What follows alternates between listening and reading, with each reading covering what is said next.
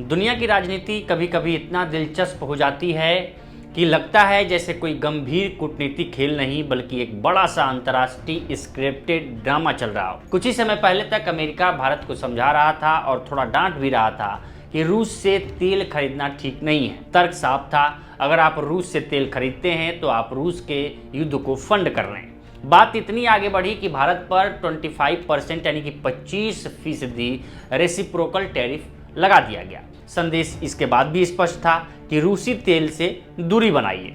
लेकिन अब कहानी में अचानक ट्विस्ट आ गया है। वही अमेरिका अब कह रहा कि भारत रूसी तेल खरीद सकता है। जी हाँ, अमेरिका के ट्रेजरी विभाग ने भारतीय रिफाइनरी को 30 दिनों की अस्थायी छूट दे दी है ताकि वे रूस से तेल खरीद सके। अमेरिका के ट्रेजरी सेक्रेटरी स्कॉट बेसेंट ने घोषणा करते हुए कहा है कि भारतीय कंपनियों को ये अस्थायी राहत इसलिए दी जा रही है क्योंकि कुछ रूसी तेल की खेपें पहले से जहाज़ों में लदी हुई हैं, समुद्र में फंसी हुई हैं। यानी अब भारत उन जहाज़ों में लदे तेल को खरीद सकता है। अमेरिका का तर्क ये है कि पश्चिमी एशिया में चल रहे युद्ध की वजह से तेल की सप्लाई प्रभावित हो गई है और वैश्विक बाजार पर दबाव बढ़ गया है। इसलिए ये कदम उठाना जरूरी हो गया था ताकि तेल बाजार में सप्लाई चेन बनी रहे और कीमतों पर अचानक झटका न लगे। हालांकि ये छूट स्थायी नहीं है। अमेरिका ने साफ कहा है कि ये सिर्फ 30 दिनों के लिए है। साथ ही ये भी याद दिलाया गया है कि भारत एक महत्वपूर्ण साझेदार है और आगे चलकर उसे अमेरिकी तेल की खरीद बढ़ानी चाहिए। यानी कहानी में मदद भी है और हल्का सा मार्केटिंग मैसेज भी। अब सवाल उठता है कि क्या ये सिर्फ ऊर्जा संकट का समाधान है या फिर इससे अमेरिकी विदेश नीति का दिलचस्प विरोधाभास या दोहरापन भी सामने आता है। इसे समझने के लिए थोड़ा पीछे जाना पड़ेगा। उस समय जब रसिया यूक्रेन वॉर शुरू हुआ था, उस युद्ध के बाद अमेरिका और पश्चिमी देशों ने रूस पर कड़े आर्थिक प्रतिबंध लगाए। तर्क ये दिया गया कि रूसी ऊर्जा खरीदना दरअसल उसके युद्ध को आर्थिक ताकत देना है। इसलिए कई देशों से कहा गया कि वे रूसी तेल और गैस से दूरी बनाएं। भारत पर भी दबाव बनाया गया और उस समय अमेरिकी राष्ट्रपति डोनाल्ड ट्रंप के प्रशासन ने भारत पर 25% रेसिप्रोकल टैरिफ लगा दिया। कहा गया कि भारत की रूसी तेल खरीद रूस की अर्थव्यवस्था को सहारा दे रही है। लेकिन अब जब वैश्विक तेल बाजार में हलचल बढ़ी और पश्चिमी एशिया के संघर्ष से सप्लाई पर असर पड़ा, तो वही अमेरिका कह रहा है कि फिलहाल भारत रूसी तेल खरीद सकता है। यहीं से कई विश्लेषकों के मन में हल्की सी मुस्कान भी आती है और कुछ सवाल भी, क्योंकि जब रूस पर दबाव बनाना था तब रूसी तेल अचानक नैतिक बहस का विषय बन गया था।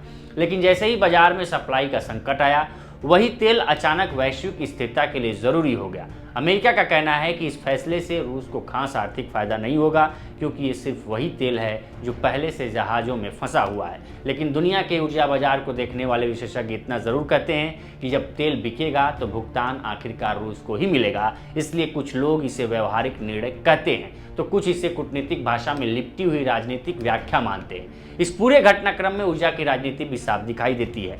अमेरिका का कहना है कि ईरान वैश्विक ऊर्जा बाजार को बंधक बनाने की कोशिश कर रहा है, लेकिन आलोचक याद दिलाते हैं कि रूस, ईरान और वेनेजुएला पर लगे प्रतिबंधों ने भी वैश्विक तेल बाजार को काफी प्रभावित किया है। इसलिए कई देशों का तर्क है कि ऊर्जा को ग्लोबल राजनीति का हथियार बनाने की कहानी सिर्फ एक तरफ की नहीं है और इस फैसले का एक और दिलचस्प पहलू है। अमेरिका ने साफ कहा है कि भारत एक अहम साझेदार है और उसे भविष्य में अमेरिकी ऊर्जा खरीद बढ़ानी चाहिए। यानी यह केवल प्रतिबंधों और सिद्धांतों की कहानी नहीं है बल्कि ऊर्जा बाजार की प्रतिस्पर्धा भी इसमें बराबर मौजूद है। जहां भारत की बात है, उसकी रणनीति शुरू से काफ़ी स्पष्ट रही है। भारत ने हमेशा कहा है कि वो अपनी ऊर्जा सुरक्षा और राष्ट्रीय हित को ध्यान में रखकर ही फैसले करेगा।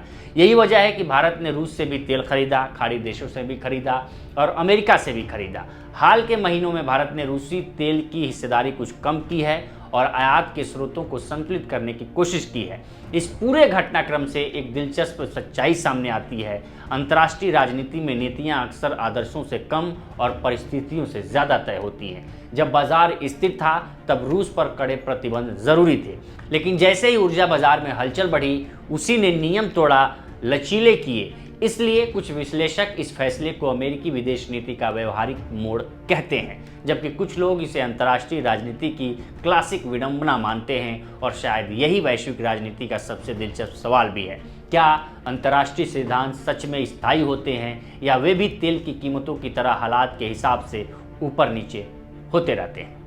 फिलहाल इस स्टोरी में इतना ही। इस पर आपकी क्या राय है हमें कमेंट कर सेक्शन में जरूर बताएं। बाकी देश दुनिया की तमाम खबरों के लिए बने रहें लोकमत।